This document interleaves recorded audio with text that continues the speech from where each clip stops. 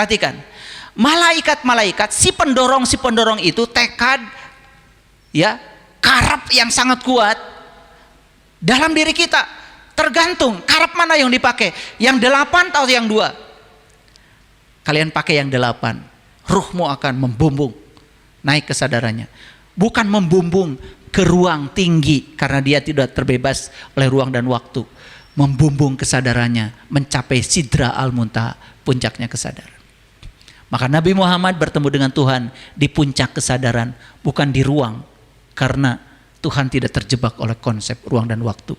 Dia maha absolut. Sekalian ngaji agak dalam dikit ya hari ini. Ya, ya kalau habis ini mencret-mencret bagus berarti, mikir berarti, berarti di detox ya. Makanya kalau habis ngaji dengan saya mencret-mencret, nggak usah minum obat mencret, nggak usah. Itu pembersihan aja, istighfar aja. Ya. Bapak Ibu, ini baru permukaannya. Saya jelaskan. Bayangkan kalau Bapak Ibu mengalami sendiri, mengalami satu kondisi di mana Pak, waktu dan ruang tidak ada. Fana billah. Terjadi resonan antara kesadaran diri dengan kesadaran murni. Aduh, itulah yang namanya jannah. Bisa dicapai?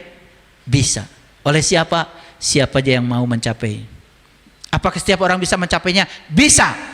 Karena Allah tidak pernah memilah dan memilih. Karena semua adalah umatnya. Apapun jalannya.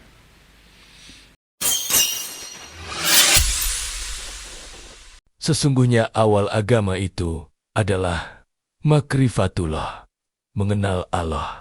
Nah, saya mau cerita. Ada posisi istimewa pada orang-orang tertentu yang memegang gelar kerohanian. Contoh gelar kerohanian, tahu kan? Tahu kan? Ya, kalau di Islam ada sebutan kiai. Kalau di agama Nasrani ada sebutan pendeta. Di agama Hindu ada pedande, ya toh? Kalau di Padang ada Buya, betul nggak? Kalau di Garut ada Aceng, Garut. Banyak sebutan-sebutan. Kalau di Makassar Ustaz, kalau di Arab Ustad, guru. Itu menurut ilmu sosial itu adalah gelar kerohanian. Berarti orang yang punya gelar kerohanian itu, yang pakai gelar itu, berarti sudah mumpuni pengalaman ruhaninya. Harusnya, maksudnya. Apakah semua yang pakai gelar itu sudah mumpuni? Kan belum tentu. Kan tidak pernah ada wisuda penobatan gelar itu.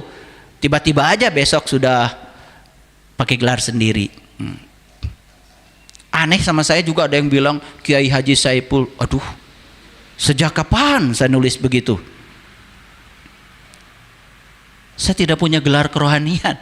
Saya bukan siapa-siapa. Haji lagi. Loh, saya kan sedang di Indonesia, bukan sedang di Arab. Kalau di Arab saya dipanggil haji, kan pengunjung. Loh, saya udah pulang.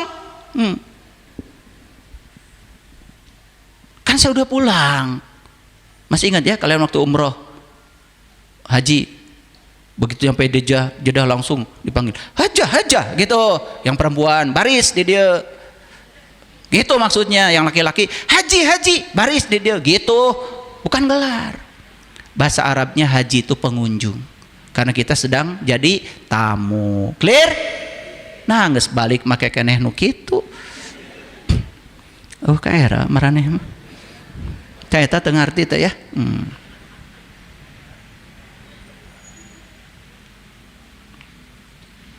Jadi saya juga ingin mengatakan nih kepada netizen saya, janganlah ya pakai kiai, saya kiai haji. Apa? Saya nggak pernah pakai begitu. Saya dipanggil ayah itu awalnya oleh komunitas saya. Saking bingung nyebut Saipul Karim mungkin tidak sopan. Betul nggak? Karena saya memperlakukan semua di komunitas satu seperti anak. Bukan hanya belajar spiritual kalau di saya. Bahkan urusan-urusan yang lain-lain pun kalau saya bisa bantu, saya bantu. Karena mereka sudah merasa anak, mereka panggil ayah gitu. Ini bukan keinginan saya. Saya inginnya nggak usah disebut deh namanya. Tapi kan bingung kalian, siapa penceramahnya? Pokoknya nggak disebut namanya. Betul nggak? Nah, daripada enggak ya udah itu makanya. Itu titik yang paling akhir itu. Saya tidak punya gelar apa-apa. Nggak punya gelar apa-apa. Gelar kerohanian. Masa orang model kayak gini pakai gelar-gelar segala. Enggak. Tapi posisi istimewa pemegang gelar kehormatan itu sangat berbahaya. Kalau dia menyampaikan apapun bisa dipercaya loh. Kenapa? Itulah pentingnya siapapun yang sudah menggunakan gelar-gelar kerohanian, satu, ya, dia harus jadi pemimpin rohani. Dan pemimpin rohani itu harus punya rujukan, terutama rujukan moral. Harus jadi role model. Cara berkeluarganya, cara nafkahnya, cara mendidik anaknya, harus jadi role model. Jangan tojaiyah. Tojaiyah, bahasa apa itu? Bahasa Garut ya itu? Bahasa Arab itu? Ya, ini gelarnya gini tapi ininya gitu loh. Itu kan harus koheren. Karena berbahaya, sangat berbahaya. Karena apapun yang dilakukan oleh orang yang sudah memegang ya gelar kerohanian itu sangat berbahaya. Apa saja yang dikatakan, apa saja yang dilakukan bisa dianggap kebenaran. Walaupun itu berdasarkan dari ambisi dan egonya, bukan dari kesadaran. Yang kedua, gelar kerohanian itu bukan alat untuk menghakimi. Aneh gitu, pakai gelar kerohanian. Harusnya dia sudah tahu kebenaran yang universal. Kalau kebenaran universal, bicaranya harus universal. Bicaranya tidak lokal lagi. Kebenaran itu tidak bisa dikooptasi oleh kelompok tertentu saja. Harus berlaku untuk semua orang kebenaran itu. Dan ciri kebenaran universal. Artinya apa? Kebenaran itu bisa diterima semua pihak. Di jalan keyakinan manapun. Jadi gelar kerohanian ini bukan alat untuk menghakimi. Coba sekarang mohon maaf ya, katanya sudah pegang gelar kerohanian. Rohaninya kan sudah tinggi harusnya. Kalau sudah tinggi itu sudah bijaksana. Kalau sudah mencapai kesadaran murni, harusnya terbebas dari segala penghakiman. Seperti Allah.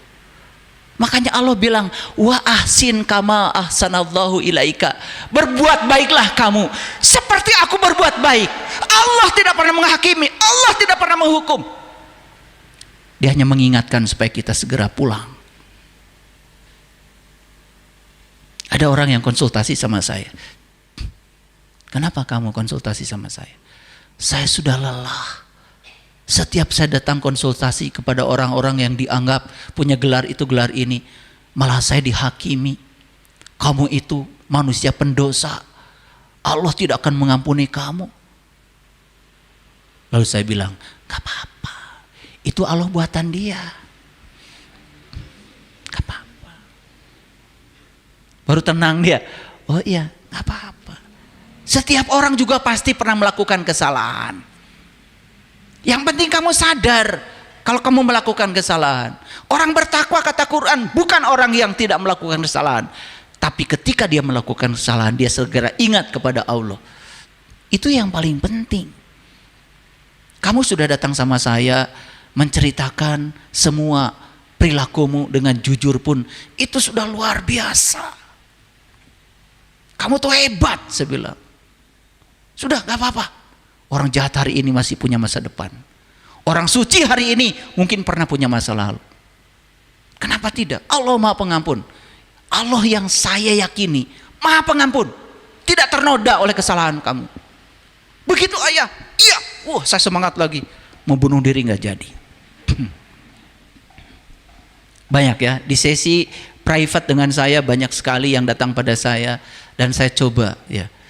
Ada trauma, malah disalahkan. Itu karena apa? Ya, itu ketika gelar kerohanian itu datang kepada seseorang yang tidak bijak, bahaya kan, jadi alat untuk menghakimi. Coba Bapak Ibu, gampang sekali bilang, oh ini sesat, ini aliran sesat.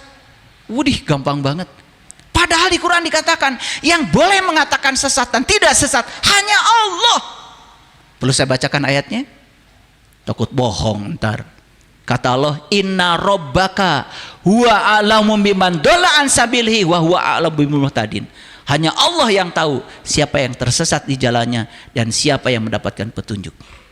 Itu diulang-ulang di banyak ayat Bapak Ibu. Salah satunya di Quran surat Al-Qalam. Ayatnya yang saya bacakan tadi. Karena kalau tidak dibacakan ayatnya nanti nggak percaya.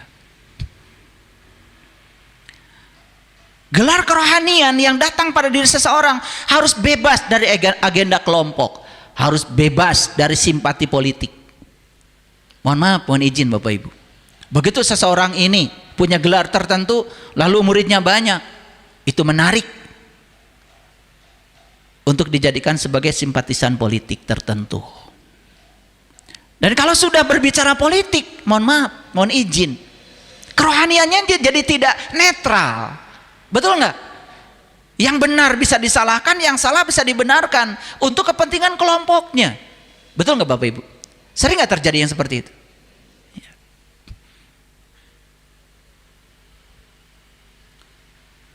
Saya mempertahankan diri, ya mempertahankan diri untuk senetral mungkin. Padahal saya juga tidak punya gelar itu, gelar ini, nggak punya, nggak pantas orang model saya. Tapi saya hanya berusaha untuk tidak menghakimi, karena saya bukan hakim. Hakim yang agung hanya Allah Subhanahu wa Ta'ala. Dia Al-Hakim. Orang seperti kita ini tidak berhak menghakimi. Sesuci apa sih kita ini? Kau menjustifikasi dan validasi orang lain. Orang yang sudah memegang gelar kerohanian harusnya bukan budak titipan yang mengorbankan suara moralitas. Kalau sudah budak titipan, moralitas bisa dikorbankan Bapak Ibu. Mohon maaf, kalau sudah mengorbankan moralitas, berarti sudah tidak jujur pada dirinya sendiri. Setuju Bapak Ibu? Siapa orang yang pertama dibohongi oleh dia? Dirinya sendiri. Yang kedua adalah Tuhannya sendiri. Bagaimana bisa netral? Bagaimana bisa menyebarkan kelembutan? Makanya tidak heran, pakai gelar ini, gelar itu, tapi yang ditebarkan kebencian, bukan cinta. Yang ditebarkan kekerasan, bukan kelembutan. Yuk sekarang Bapak Ibu, kita didik keluarga kita, anak-anak kita. Belajar toleransi, belajar moderasi, belajar menerima semua perbedaan apa adanya. Ya toh? Biarkan setiap orang di jalannya masing-masing. Dan tekun saja di jalan kita. Kita lahir beragama tertentu dari orang tua kita, itu sudah kodratnya. Sudah jalani aja. Tekun aja di jalan kita. Tidak usah memikirkan jalan orang lain. Nanti kita akan sampai di titik yang sama. Bebas dari jaring halus yang membelenggu. Selalu menjaga integritas ruang publik. Tidak boleh memecah belah. Tidak boleh menebarkan kata-kata yang memancing emosi umat. Tidak boleh menghalalkan darah orang lain karena keyakinan dan agama. Gak boleh. Integritas ruang publik ini yang paling penting. Integritas ruang publik yang saya maksud adalah persatuan dan kesatuan. NKRI ini adalah harga mati. Bapak Ibu cinta sama tanah air? Yes. Senang gak kalau kita damai? Yes. Indah gak kalau kita bisa menghormati perbedaan? Indah gak kalau kita bisa menerima perbedaan? Indah kan? Bhinneka Tunggal Ika. Tidak ada negara sebesar kita di dunia Bapak Ibu. Pak Prabowo sering mengatakan, Indonesia ini luasnya sebesar Eropa. Tahu Eropa? Gak tahu. Tabeh ditun Ciparai. Eropa, ada Belanda, ada Inggris, ada Prancis, Itali, gitu. Eropa tuh ada Eropa Timur ke sana. Makanya jalan-jalan. Ya? Yakin jalan-jalan? Yakin, kalau yakin duitnya ada. Ya? Oke. Kelilinglah biar banyak pengalaman, ya. Oke ya. Nah, jadi Bapak Ibu, saya kenapa bicara ini? Perhatikan saya. Karena begitu seseorang memegang gelar kerohanian tertentu, maka semua menjadi acuan kan? Betul nggak? Tapi kalau dia itu tidak mengalami kerohaniannya sendiri, kan acuan yang dipakai jadi berbahaya. Paham maksud saya? Coba ya, seorang yang memegang gelar kerohanian, menyuruh ini menyuruh apapun bisa jadi samina watona, betul nggak? Iya kan, bahaya. Nah, perhatikan saya menyampaikan itu karena ada ayatnya. Ini ayatnya, ini surat Al-Ahzab ayat ke-67 ya, berbunyi begini, wa qalu rabbana inna ata'na sadatana wa kubara'ana fa'adalluna sabila. Mereka berkata, ya Tuhan kami, sesungguhnya kami telah mentaati pemimpin-pemimpin dan pembesar-pembesar kami, lalu mereka menyesatkan kami dari jalan. Masuk akal? Penjelasan saya tadi masuk ke ayat ini? Masuk kan? Itu bahaya, sangat berbahaya. Ketika seseorang memegang gelar kerohanian tertentu, apa saja jadi rujukan, betul? Lalu ketika kita sampai pada akhirnya kita berkata begini sama Allah, Rabbana inna ata'na sadatana wa kubara'ana fa'adalluna sabila. Ya Tuhan kami, sungguh kami telah mentaati pemimpin-pemimpin dan pembesar-pembesar kami, lalu mereka menyesatkan kami dari jalan. Hebat ya Quran. Jadi semua aspek kehidupan kita itu sudah dipagari. Nah, sekarang pertanyaannya, kalau kita percaya kepada orang yang menggunakan gelar-gelar tertentu, terutama gelar kerohanian, padahal dia menyesatkan kita, salah siapa? Jawab dong. Salah siapa? Nah gitu, jangan salah sendiri. Salah saya. Itu yang paling jujur ya. Kenapa saya salah? Kenapa? Bodoh. Itu aja. Makanya saya bilang kan ada 3 racun dalam hidup ini. Satu racun yang paling berbahaya itu adalah kemarahan. Racun kedua lebih bahaya lagi. Itu namanya adalah keserakahan. Rasa tidak cukup, makanya ngerampok. Ya, itu. Koruptor itu ya itu keracunan yang kedua, itu keracunan keserakahan. Makanya selalu tidak cukup. Ya, udah ditingkatkan gajinya, tetap aja maling. Nah, yang ketiga itu racun yang jauh lebih bahaya lagi, namanya kebodohan. Bapak Ibu, memang bahaya ketika ada pemimpin, pembesar-pembesar yang memegang gelar-gelar kerohanian tertentu, ya, ketika dia tidak benar-benar menguasai yang diajarkannya. Dia juga hanya menduga-duga, hanya bohong belaka. Kenapa? Karena dia juga belum bisa membaca kitab. Dia juga masih umi, baru bisa iqra. Tetapi sudah mengajar. Apa yang terjadi? Kalau ditanya jalan pulang juga mungkin nggak tahu. Saya berulang kali Bapak Ibu menyampaikan pengalaman saya.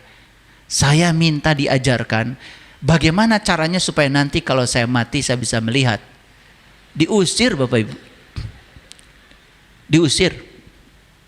Dulu waktu pencarian saya. Diusir. Ternyata saya tahu alasannya sekarang. Diusir itu karena mereka tidak tahu. Gak bisa mengajarkan itulah. Nah, jadi salah siapa? Ya salah kita. Salah diri sendiri, salah saya. Kenapa? Lah bodoh. Karena orang bodoh itu disuruh itu, suruh ini aja mau. Karena apa? Tidak punya 5 dasar kebenaran tadi. Yang pertama, dasar kebenaran tadi adalah knowledge, Makanya pengetahuan harus luas. Belajar segala aspek. Apalagi sekarang, apa yang tidak bisa kita pelajari? Semua sarananya sudah ada. Belajar Quran sudah digital Bapak Ibu. Dulu saya belajar Quran, ya, konkordansi Quran yang saya pakai dulu itu masih manual. Misalkan mau cari kata zakat di Quran, itu manual. Jadi cuma cari kata zakat itu bisa 30 hari itu. Di ayat mana aja. Dan itu tiap hari bacanya. Sekarang ketik kata zakat sudah digital, gampang. Jadi kalau kita sekarang gak pinter, itu udah kebangetan. Sekarang itu kuantum dengan tauhid itu sudah menyatu Bapak Ibu. Makanya sekarang sudah ada ilmu namanya kuantum tauhid. Nanti saya jelaskan deh hari Senin. Kalau dijelaskan sekarang nanti kebanyakan. Nanti saya mau jelaskan hari Senin biar Bapak Ibu datang tuh ke Jelekong. Di kajian Ngariksa nanti saya jelaskan kuantum tauhid. Biar ngerti. Ini kuantum itu dari fisikanya, tauhid itu kan dari sisi spiritualnya. Nah sekarang sudah ada ketemu nih. Kuantum dengan tauhid sudah ketemu nih, sudah akrab. Sains dengan spiritual sudah nggak ada batas. Kuasai semuanya. Matematika, fisika, kimia, biologi, itu yang ilmu dasar. Belum lagi ilmu-ilmu teknik. Mau belajar apa sih sekarang? Saya dulu ngebangun masjid ini, ya, coba sendiri. Saya ngitung sendiri. Ini jadi masjid ini, kuat. Ini 2 lantai. Saya tidak punya latar belakang arsitek, tapi saya belajar. Jadi itu masjid ini. Kan banyak yang nanya, ini siapa arsiteknya? Ya saya. Gimana gambarnya? Nah itu saya. Pokoknya nggak pakai gambar. Pokoknya gali sini, gali gitu aja arsitek saya. Nggak bisa gambar saya. Ini pelajaran menggambar saya paling buruk. Karena itu bukan personal genius zone saya. Tapi saya yakin, ya, saya tidak akan bisa semua, tapi ada yang dititipkan semesta pada saya. Yang itu adalah personal genius zone saya. Dan saya sudah menemukan itu. Jadi ini doa atau keluhan, Bapak Ibu? Ini doa atau apa? Protes. Ya, awas ya kalian masa robana langsung dibaca. Wih, tadi dapat doa. Robbana inna atokna sadatana wa kubaro'ana fa'adallanna sabila. Paling juga diaminkan sama Allah. Bodoh kamu.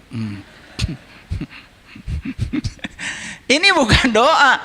Ini kan sebetulnya kita sedang mengeluhkan, sedang menutupi kebodohan kita dengan menyalahkan pihak lain.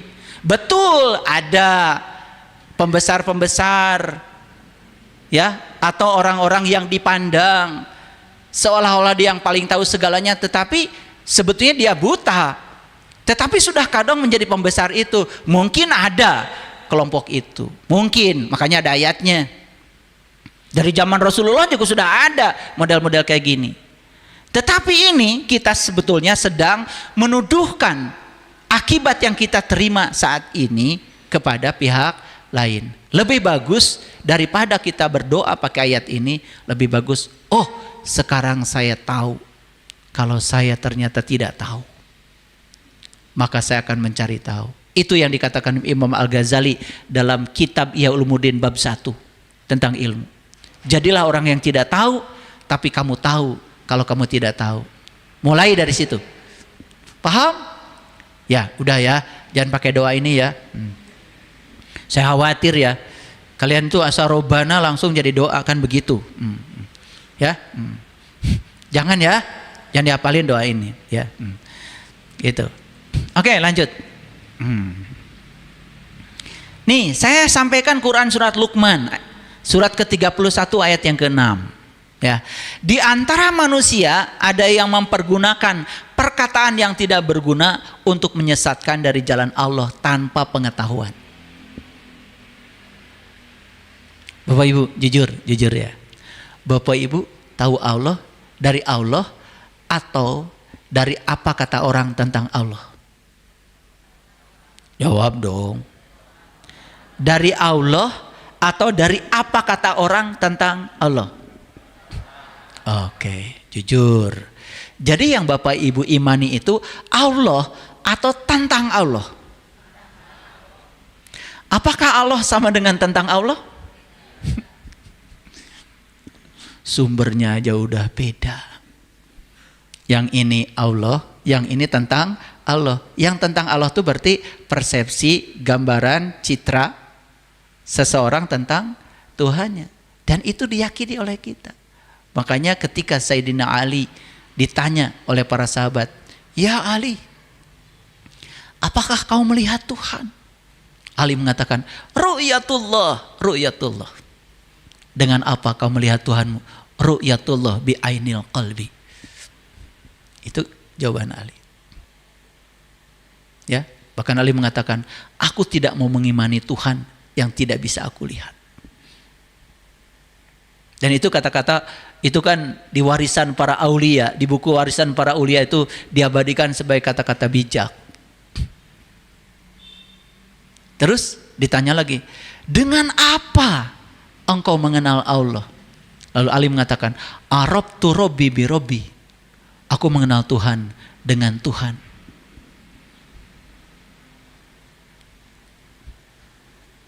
Itu.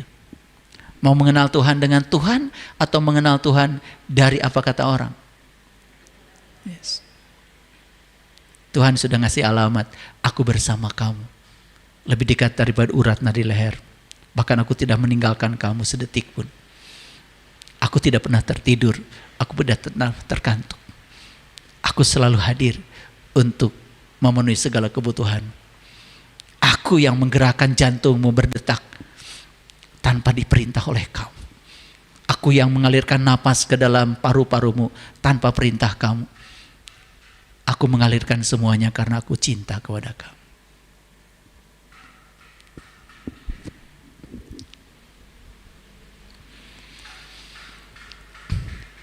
Dan di antara manusia ada yang mempergunakan perkataan yang tidak berguna untuk menyesatkan dari jalan Allah tanpa pengetahuan. Tidak punya knowledge. Tetapi menyesatkan jalan. Itu bahaya ketika yang berbicara ini seorang pembesar. Apalagi punya gelar-gelar kerohanian. Dan menjadikan jalan Allah itu sebagai olok-olokan. Hanya cerita sastra, dongeng melulu yang dia sendiri belum pernah melewati jalan itu.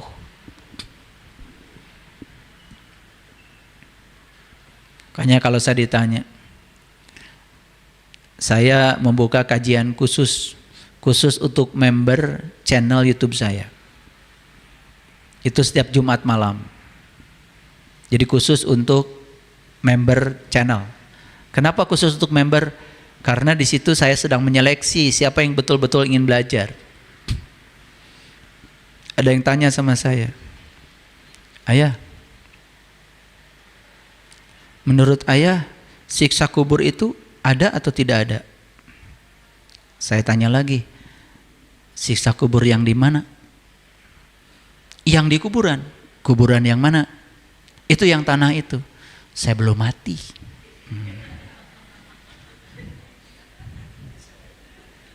Ya jawaban saya begitu. Ngapain saya menjelaskan? Masa saya menjawab, aduh ini. Lah itu kan jadi katanya. Kan saya belum ke sana, masih di sini. Kalau siksa kubur yang di sini, di tubuh ini, dan jiwa kita yang tersiksa, saya bisa jelaskan. Udah pengalaman saya. Ketika saya berburuk sangka pada orang lain, tersiksa tuh jiwa saya. Ketika saya berbohong, tersiksa jiwa saya. Ketika saya berpikiran sempit, sudut pandang saya terhadap sesuatu, tersiksa. Kalau siksaan itu sih pengalaman. Udah sangat pengalaman kalau itu. Kalau yang itu sih ada. Saya bisa jawab. Kan saya udah pengalaman. Kalau yang di situ, yang di kuburan tanah, ya saya kan masih belum kesana. Masa saya harus menjawab? Dan saya tidak bisa harus menjawab seperti kata orang lagi. Nggak bisa saya.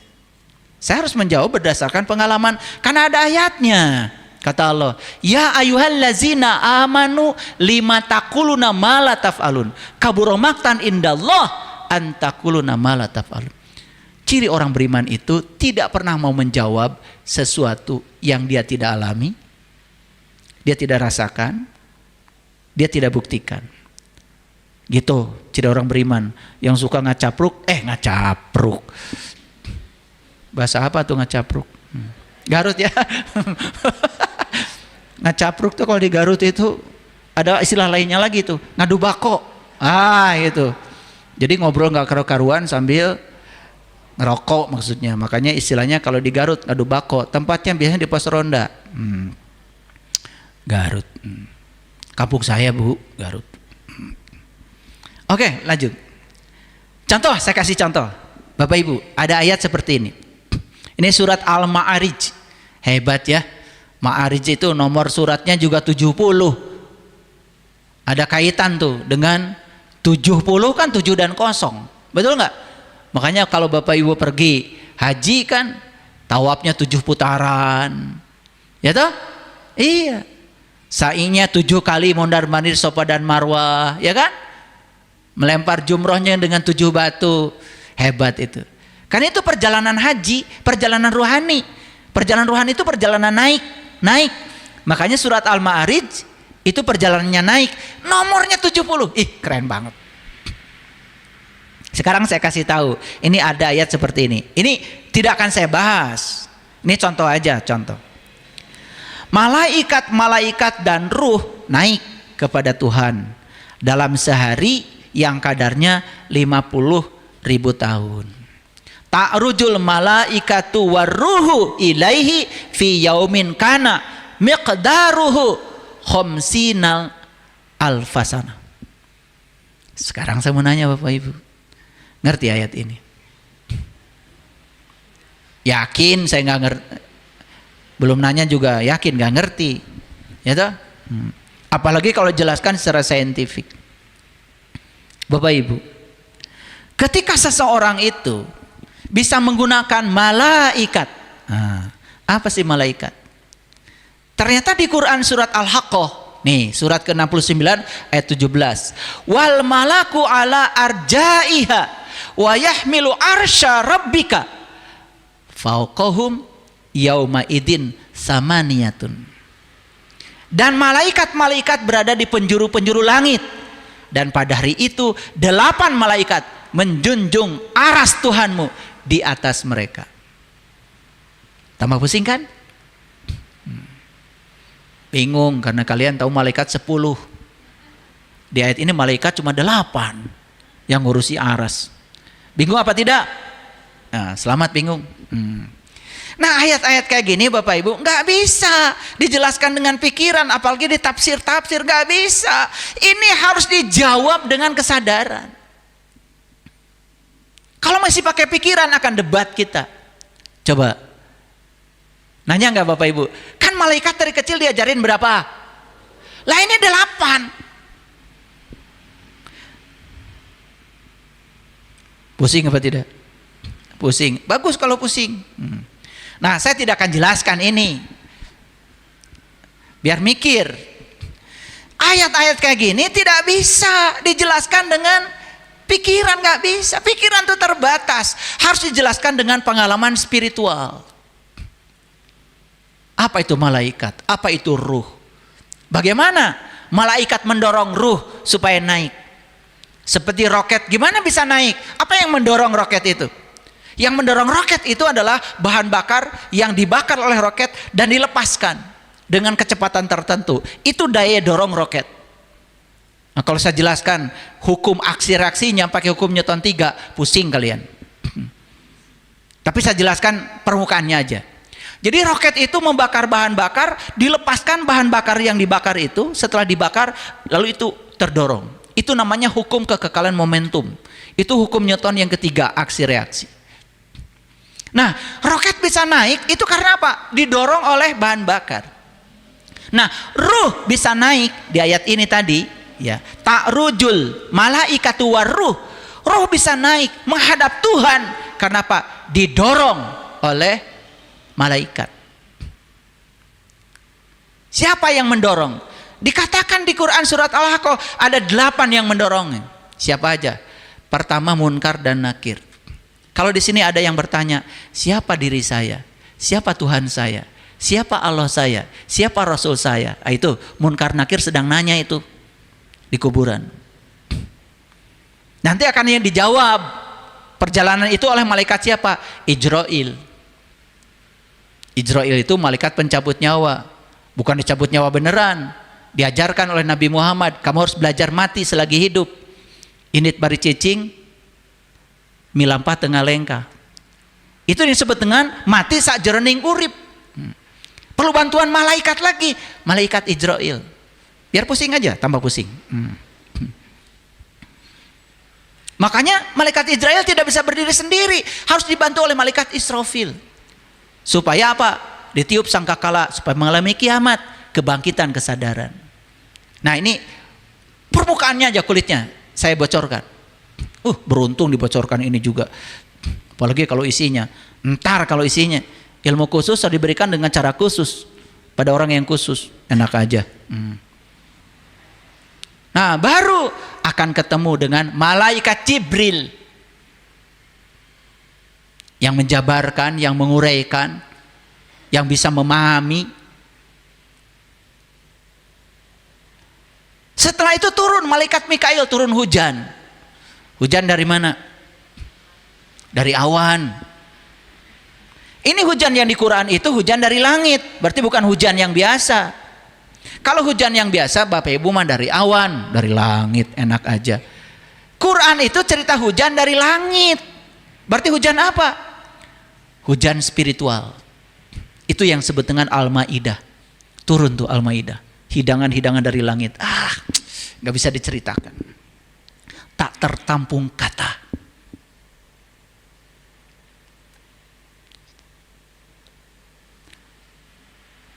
Setelah itu baru turun malaikat Raqib. Siapa Raqib? Yang mencatat amal baik. Di otaknya tuh nggak ada keburukan, baik aja. Sudah gitu nggak Bapak Ibu? Eta Raqib nak kemana? Dicatat amal buruk si Atid. Kan saya bilang tadi, kebenaran yang sejati tidak mungkin bisa tersingkap dalam diri kecuali saat dimana kita sudah bisa menerima semua yang tidak kita sukai tanpa syarat. Kalau kalian masih ngomel, masih tidak suka sama orang, masih membicarakan keburukan orang, berarti fokus kita masih pada keburukan. Itu Atid. Kalau sudah ketemu malaikat Raqib, berikutnya apa? Ketemulah malaikat Ridwan, penjaga surga. Ini sudah jadi surga karena ridho. Apapun yang terjadi, ridho. Punya pasangan model kayak gitu, ridho. Terima apa adanya. Lain yang deui. Terima apa adanya. Karena apa? Penerimaan itu akan membuat luka menjadi cinta. Penerimaan itu akan membuat kelemahan menjadi kekuatan. Kuncinya cuman penerimaan. Penerimaan itu adalah ridho. Ridwan. 8 aja, kenali. Itu yang akan menjunjung tinggi aras. Itu yang akan menyokong ruh ilaihi kepada Tuhannya. 2 malaikat tongwauh. Yang satu malaikat Malik, penjaga neraka. Kalian mah udah pengen surga, hari unggal poe ya dijaga ku Malik.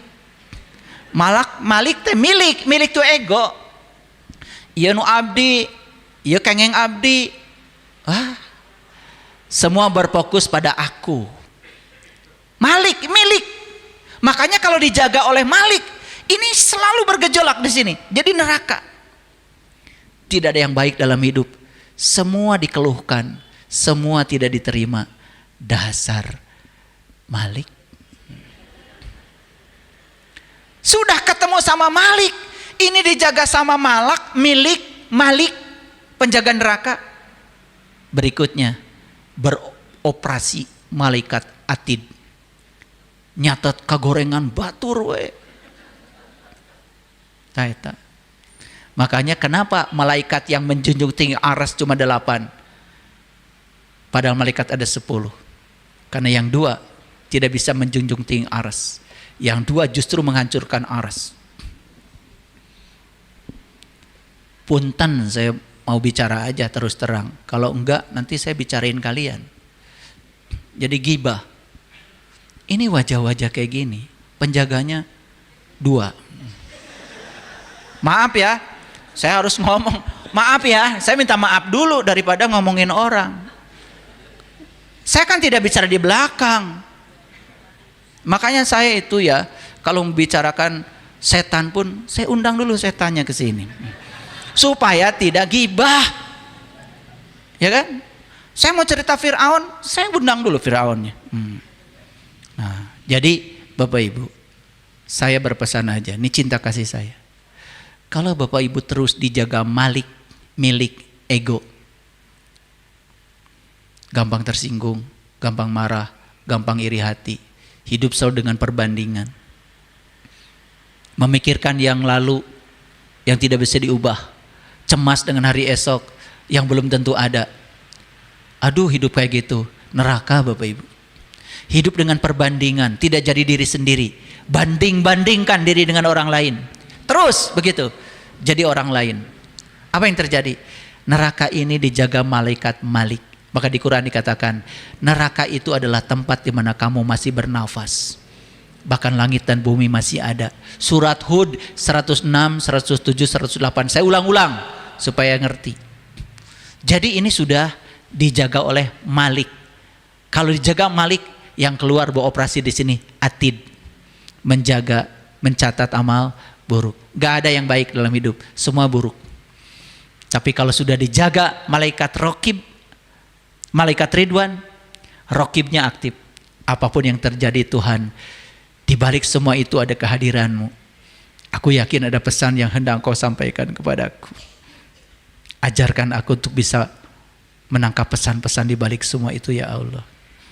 Tidak pernah bertanya lagi mengapa ini terjadi, tetapi pesan apa yang hendak Engkau sampaikan kepadaku ya Allah, biar aku berubah. Itu yang disebut dengan quantum shift. Pergeseran kesadaran, pergeseran kuantum di dalam, maka akan terjadi quantum field. Medan kuantum di luar berubah, realitas akan berubah, hidup penuh dengan kelimpahan.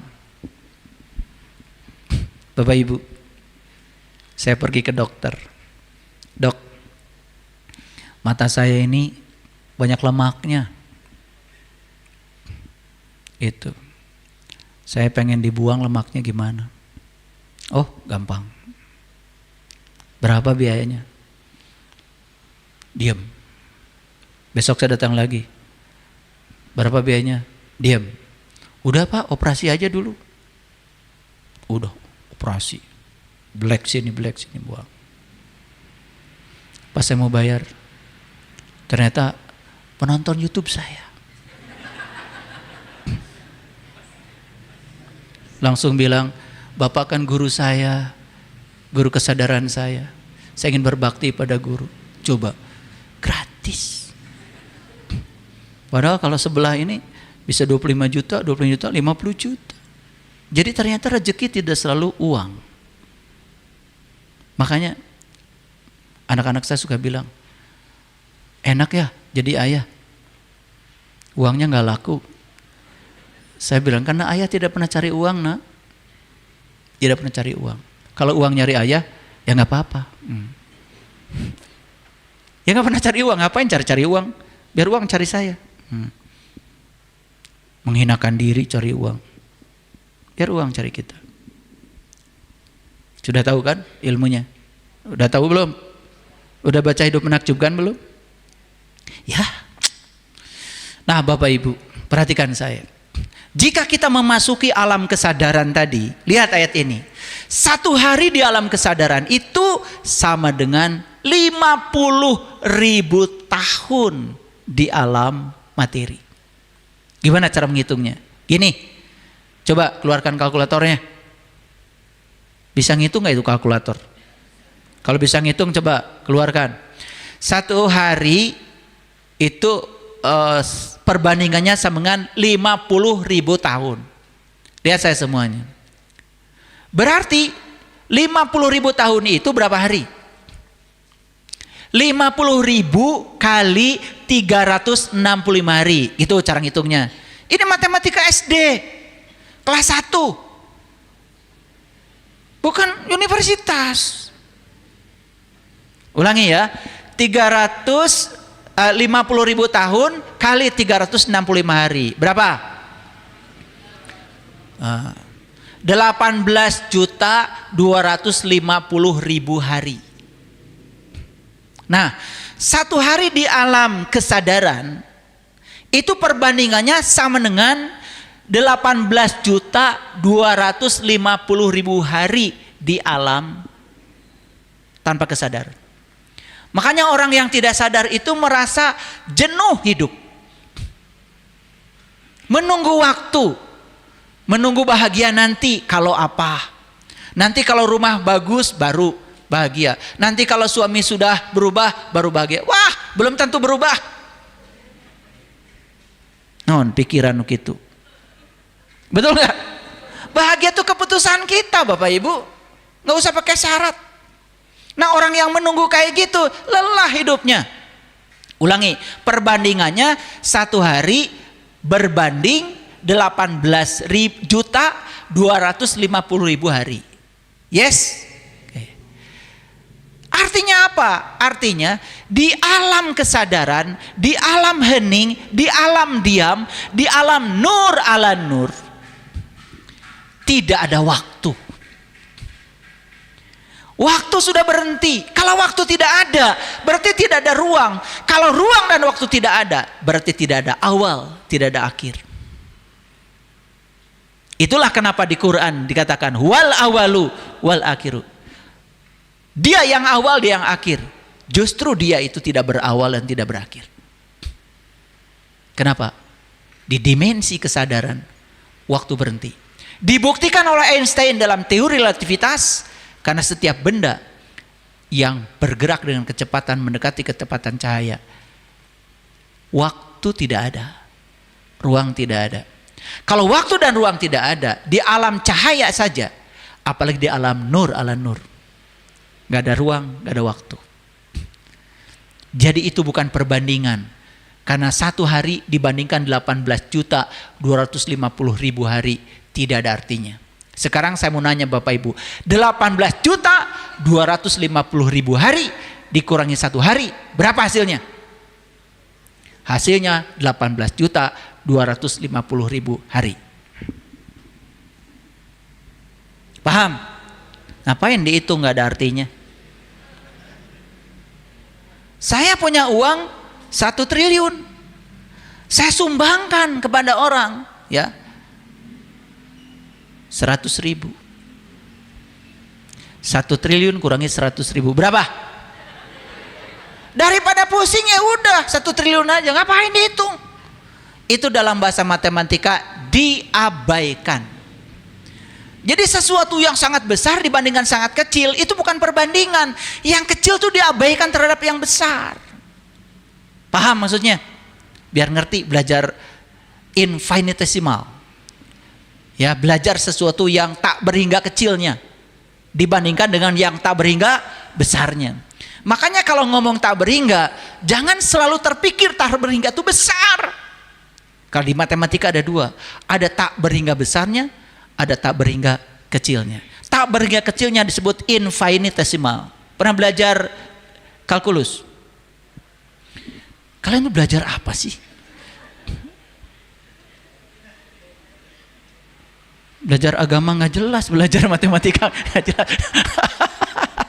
Ya, yang jelas ngomongin orang ya. Oh, kalau menghakimi orang jelas banget. Ini masalah kita ya. Knowledge. Saya belum bicara fisika kuantum, belum. Saya hanya bicara perbandingan. Luar biasa kan ayat ini? Perhatikan. Malaikat-malaikat, si pendorong itu tekad, ya, karab yang sangat kuat dalam diri kita. Tergantung karab mana yang dipakai, yang 8 atau yang 2. kalian pakai yang 8. Ruhmu akan membumbung naik kesadarannya. Bukan membumbung ke ruang tinggi karena dia tidak terbebas oleh ruang dan waktu. Membumbung kesadarannya mencapai sidra al-muntaha, puncaknya kesadaran. Maka Nabi Muhammad bertemu dengan Tuhan di puncak kesadaran, bukan di ruang, karena Tuhan tidak terjebak oleh konsep ruang dan waktu. Dia maha absolut. Sekalian ngaji agak dalam dikit ya hari ini. Ya kalau habis ini mencret-mencret bagus berarti, mikir berarti. Berarti di detox ya. Makanya kalau habis ngaji dengan saya mencret-mencret, gak usah minum obat mencret, gak usah. Itu pembersihan aja. Istighfar aja. Ya. Bapak Ibu, ini baru permukaannya. Saya jelaskan. Bayangkan kalau Bapak Ibu mengalami sendiri. Mengalami satu kondisi di mana Pak? Waktu dan ruang tidak ada. Fana billah. Terjadi resonan antara kesadaran diri dengan kesadaran murni. Aduh, itulah yang namanya jannah. Bisa dicapai? Bisa. Oleh siapa? Siapa aja yang mau mencapai. Apakah setiap orang bisa mencapainya? Bisa. Karena Allah tidak pernah memilah dan memilih. Karena semua adalah umatnya. Apapun jalannya. Makanya di ayat yang selanjutnya tadi dikatakan 8 malaikat menjunjung tinggi aras. Alam tinggi itu hanya dijunjung oleh 8 malaikat. Dan yang ke-8 tadi malaikat Ridwan, penjaga pintu surga. Yuk kita percayakan saja tubuh ini pada malaikat Ridwan, sang ridho, yang apapun yang terjadi ridho aja. Karena apa? Menerima bukan berarti setuju, tapi terima aja dulu, baru kita melakukan perbaikan, baru keren. Oke. Agak pusing ya mungkin hari ini kajian agak berat ya. Gak apa-apa. Ya. Baik Bapak Ibu perhatikan. Di Quran surat Al-Baqarah ayat 2. Ayat ke-17 surat kedua.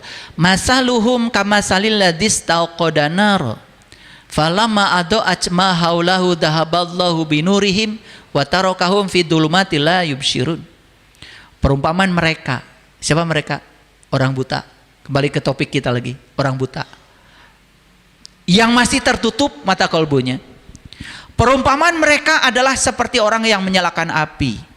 Maka setelah api itu menerangi sekelilingnya, Allah hilangkan cahaya mereka dan membiarkan mereka dalam keadaan kegelapan, tidak dapat melihat. Fi dhulumatil la yubsyirun. Pernah nggak Bapak Ibu mengalami situasi begini? Habis kajian rada caang saeutik. Poho nya tidinya. 2 poe 3 poe balik deui. Isuk kajian deui, caang deui saeutik. Itu tah ieu ayatna. Ya, gitu. Selama kolbu kita masih tertutup, kita jadi tidak berdaya. Jadi asa caang, padahal sebetulnya asa, rarasaan. Rarasaan itu beda dengan rasa, Bapak Ibu. Ya, katanya matahari terbit dari timur, terbenam di barat, ceksa. Apan matahari mancicing, apan dunya anu muter. Betul apa tidak? Betul apa tidak? Ya, kalian mau sok-sokan. Kemana? Mau ke pantai, lihat sunset. Naon sunset? Matahari terbenam, cek saha. Karunya panon poe.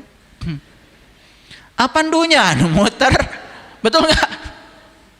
Tanya. Asa pang benerna ari nyarios teh. Itu rasa atau rarasaan? Rarasaan. Ya. Rarasaan itu bukan rasa. Rarasaan itu kebohongan. Kalau rasa kebenaran. Betul nggak? Rarasaan teh. Tos salaman kacaroge. Balik deui da teu sadar ke sasalamana. Rarasaan. Makanya harus dipelajari Bapak Ibu, rasa atau rarasaan. Rarasaan itu produk pikiran. Kalau rasa produk kesadaran. Ya. Makanya saya, sidang sarjana udah selesai.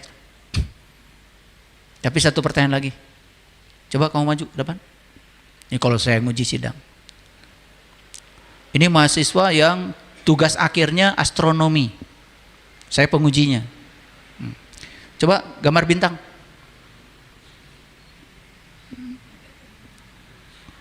Rasa atau rarasaan? Harusnya kalau rasa gimana gambar bintangnya? Bulat. Saya bilang, kamu gak lulus. Nunggu 4 tahun lagi. Masa gambar bintang begitu? Bintang itu bulat. Nyampe di bumi karena cahaya yang saking jauhnya, mungkin ribuan tahun cahaya, jadi kelap-kelip, digambar di bumi gitu kan rarasaan. Jangan-jangan kalian baru sadar ya. Ya Allah. Jadi semuanya kalian tahu bintang itu juga balimbing.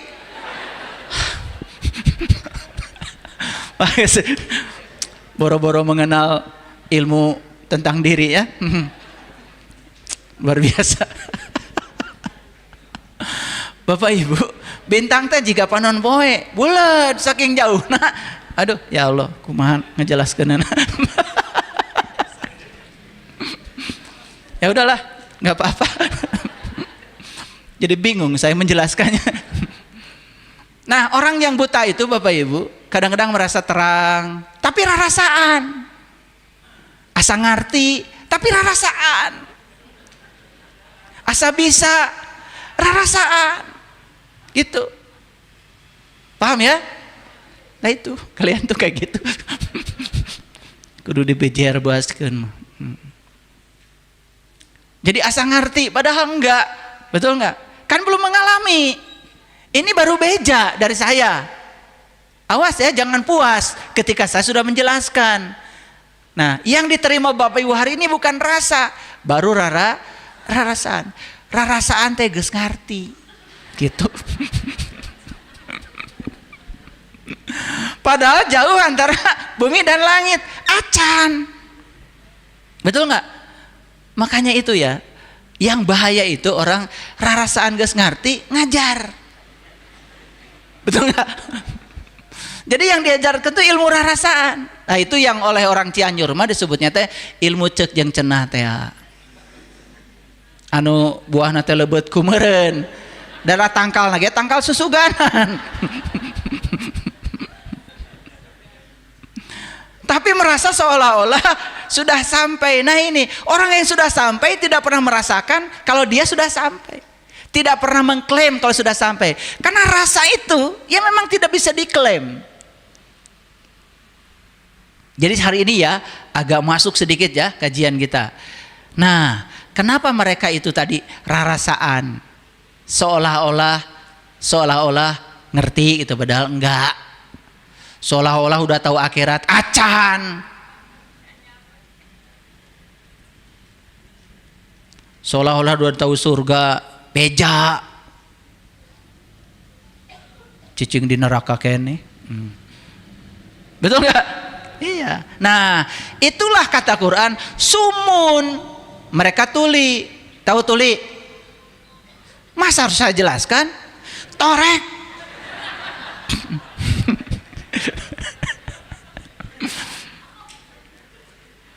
Mereka tuli. Mereka bisu. Bayangkan, ngebayang. Ya, geus torek teh bisa ngomong. Betul nggak? Ya, buta lagi. Ya Allah, lengkap. Tuli, ini harus dikasih petunjuk ya. Tuli, bisu, buta. Lengkap. Itu gambaran di Quran tentang orang yang masih tertutup penglihatan kolbunya. Digambarkan sedramatis itu. Sumun, bukmun, umyun, fahum, la yarjiun. Dan mereka ini tidak bisa kembali. Sok rek balik ke mana? Bapak Ibu, ayat ini Bapak Ibu sudah tahu kan? Sudah tahu. Sumum mum hayo wae ngomean kitu. Iklab memati menghadapi ba. Sumum bukmun idhar. Yung Iva kakak lagi bisa gitu asa geus beres ngaji. Ya Allah. Mangga lajeng Bu Teti. Cici calengka. Sumum bukmun umyum. Begitu tanya apa isinya? Taing. Jadi bagaimana Quran mau jadi hudan kalau gitu? Ini gambaran apa? Ini gambaran tentang orang yang tadi itu saking butanya tidak bisa melihat, mata kolbunya digambarkan orang yang tuli, bisu dan buta. Jadi kesimpulannya, orang yang buta tidak mungkin bisa memimpin orang yang buta. Dan syarat untuk memimpin harus melek dulu. Terima kasih. Assalamualaikum warahmatullahi wabarakatuh.